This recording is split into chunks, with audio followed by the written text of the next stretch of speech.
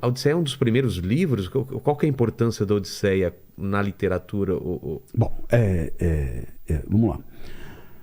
A primeira história de que se tem conhecimento Gilgamesh, né? Gilgamesh. A primeira história, sei lá, 27 séculos antes de Cristo teria 27 séculos 27 séculos antes de Cristo e tal, mas teria isso a ocorrência. Sei. A história mesmo teria sido relatada 16 séculos, só 16 séculos antes de Cristo, escrita cuneiforme e tal.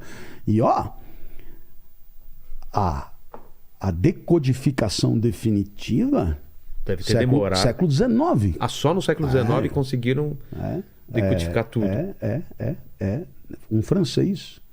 E aí, do francês para as outras línguas, temos em português e tal. Mas Homero é 7 séculos antes de Cristo. E qual é a ideia? Tanto a Ilíada quanto a Odisseia são produções literárias que apresentavam as grandes convicções filosóficas da época. Tanto que o chamado milagre grego do surgimento da filosofia nada mais é do que pegar esses mesmos temas e trabalhá-los segundo uma ótica, digamos, ficcional, Entendi. uma ótica conceitual apenas. Então, a título de exemplo, na Odisseia, a Odisseia chama Odisseia porque o herói se chama Odisseu, que é Ulisses.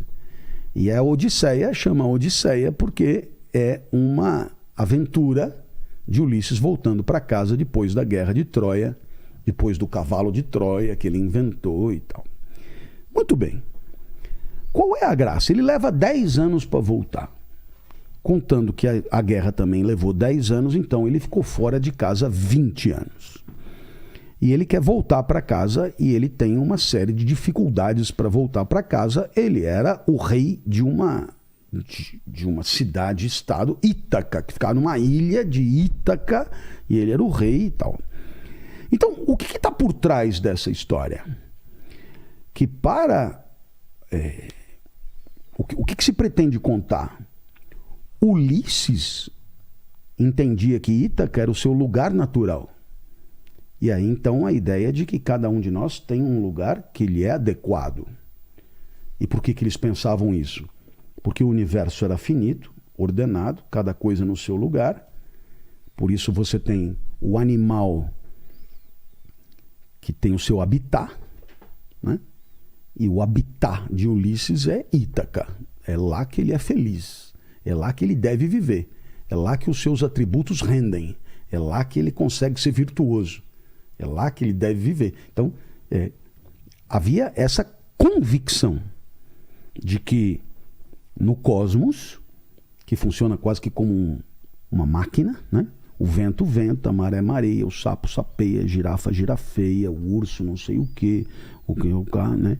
O professor Clóvis explica, o outro, né? Então, por que o professor Clóvis nasceu? Porque estava faltando um explicador no cosmos. Então, ele nasceu com natureza de explicador. Entendi. E é por isso que ele vai ser feliz, porque ele vai explorar o que ele tem, né? E se ele porventura não descobrir a sua natureza, ele vai viver mal, ele vai viver fora de lugar, ele vai viver sem cumprir o seu papel, ele vai viver infeliz. A felicidade é a harmonia com o cosmos. Esse é o entendimento. Então, Ulisses, que estava de boa em Ítaca, com Penélope, feliz da vida, foi convocado para ir para a guerra. E ele não queria ir, mas ele teve que ir. Ele ficou 20 anos fora, mas ele queria porque queria voltar, né? Porque ele sabia que ali era o seu lugar natural. Um dos lugares que Ulisses passa mais tempo é a ilha de Calipso. Calipso era uma deusa maravilhosa, incrível, uma mistura de Juliana Paz com Isis Valverde e Rui Barbosa e não sei o que e tal. E ela era apaixonada por Ulisses e gostava de sexo. E assim, era de manhã, de tarde, de noite, com ninfas. Era um resort grego numa ilha paradisíaca. E Ulisses ficou preso por Calipso, que era uma deusa. Ulisses era um humano, 7 anos, até que Zeus mandou Calipso soltar Ulisses. E Calipso vira para Ulisses, percebendo que Ulisses só ficaria se ele quisesse. Então fez uma proposta: se você ficar comigo, eu te dou a eternidade e a juventude, porque a eternidade só não Sem adianta. juventude não adianta. Vai virando uma uva passa. Eu te dou a eternidade e a juventude. E essa é a mensagem maior da Odisseia. Eu prefiro viver uma vida de mortal, que é a minha, porque eu sou mortal, no lugar certo, do que uma vida absurda de uma coisa que não sou eu, que é uma vida de Deus no lugar errado. Bom, Ele opta por ir embora. ele opta por Penélope, ele opta por Ítaca, ele opta por morrer, porque ele é mortal. Então qual é a grande pergunta? Qual uma vida boa para um mortal? É querer viver para sempre? Claro que não, porque ele é um mortal. Portanto, a felicidade, ela deve estar alinhada à finitude. Então, essas são mensagens incríveis, são mensagens maravilhosas que depois a filosofia, do jeito dela, vai trabalhar, continuar. Então, Aristóteles, por exemplo, em grande medida se serve desse tipo de história para poder filosofar. Ora, o que você aprende daqui? Que Homero era um contador de histórias que explicava a sabedoria do seu tempo. Exato. Homero era um grande explicador. Que por meio de... Não sabemos nem se o tal do Homero existiu como Homero. Há muita... controvérsia em relação a isso? Muita controvérsia. Não se sabe se foi uma pessoa, se isso foi escrito por um grupo, uma se coletânea o cara de disse histórias. que ele era cego, não era cego. Não há nenhuma certeza sobre isso. Não importa. O fato é que essa história é contada há 2.700 anos, inclusive por mim, com o objetivo de apresentar certas ideias que em um momento da história do pensamento foram ideias muito importantes.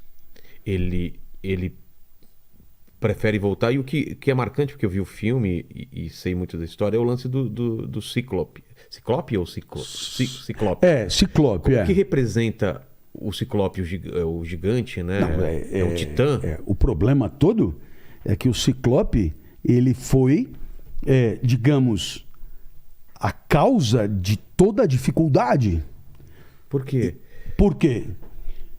Bom, o Ciclope era gigantesco e tem um olho só. Ulisses ficou preso pelo Ciclope. Então, o que ele fez? Ele furou o olho do Ciclope. Ele cegou o Ciclope. Muito bem. Qual era o problema?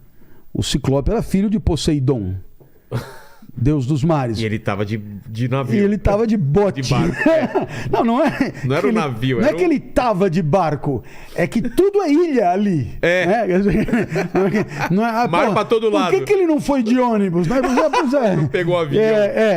Então, é que arrumar confusão com Poseidon morando numa ilha é um enrosco sem fim.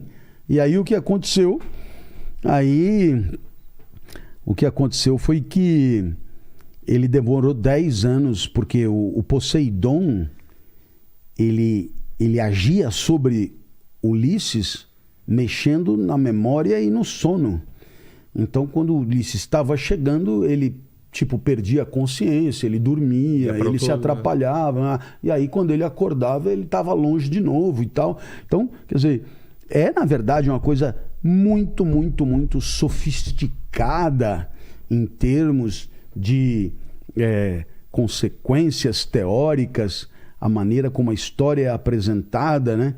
O quanto você tem, digamos, um Odisseu com toda a sua consciência de que quer voltar,